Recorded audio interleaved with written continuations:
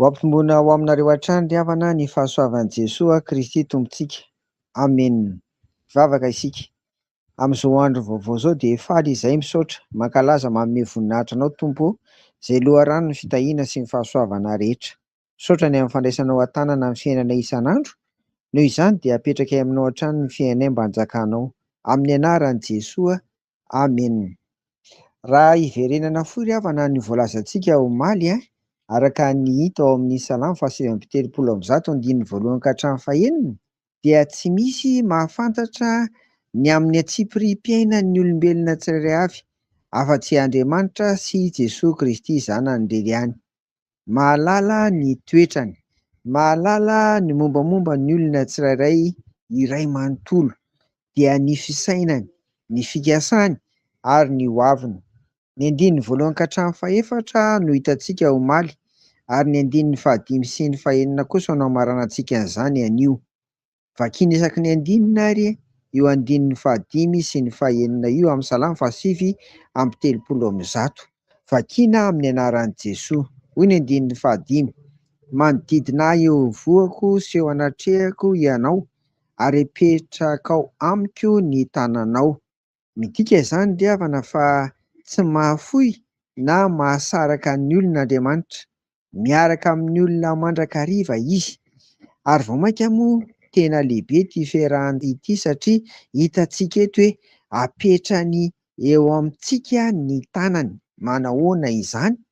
Atsapana mihitsy izany fa te hiaraka amintsika ary tsy hoe manalavitra fa tena manakaiky, izay koa ilay hoe eo aloha sy eo aoriana, tena miaraka amintsika isan'andro ny Tompo. Aza adinoina fa Jesosy koa anie dia niteny an'izany rehefa hiakatra ho any an-danitra izy, dia izao no ambarany eo amin'ny Matthieu 7:20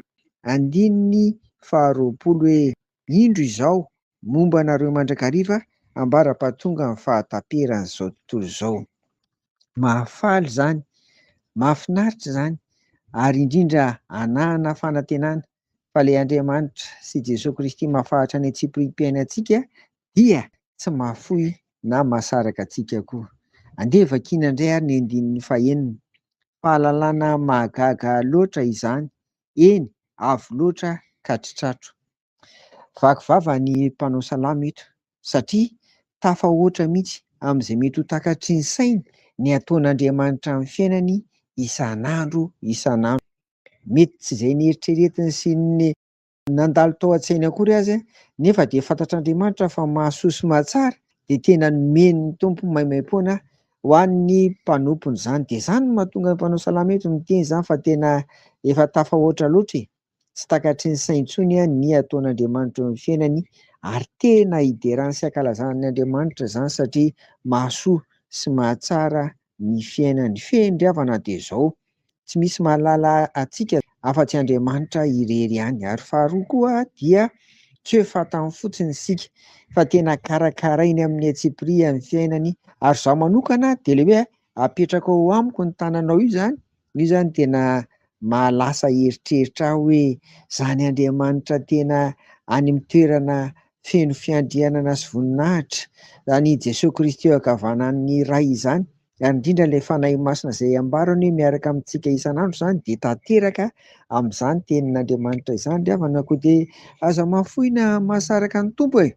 Andao hiara-dalana aminy isan'andro isika. Dia ho an'Andriamanitra irery ny voninahitra amin'izany rehetra izany. Amen. Ndeha hivavaka ary isika. Misaotra anao ary izay Tompo fa tsy misy toerana eto ambonin'ny tany andehananay ka tsy ahitanao anay, ary tsy mampatahotra anay izany fa vao mainka mahafaly satria andraisanao an-tanana ny atsipiriam-piainanay. Noho izany dia ny hoavinay rehetra dia mbola apetraka eo am-pelantananao ihany, ary amboary ny fisainanay, amboary ny fikasanay, mba hifanaraka amin'ny sitraponao Tompo, hanananay fiadanana. Dia hifampitantana aminao mandrakarivana izahay amin'ny androm-piainanay rehetra, amin'ny anaran'i Jesosy. Amen. Ho aminareo hatrany ary ny fiadanan'i Jesosy Kristy Tompontsika. Amen.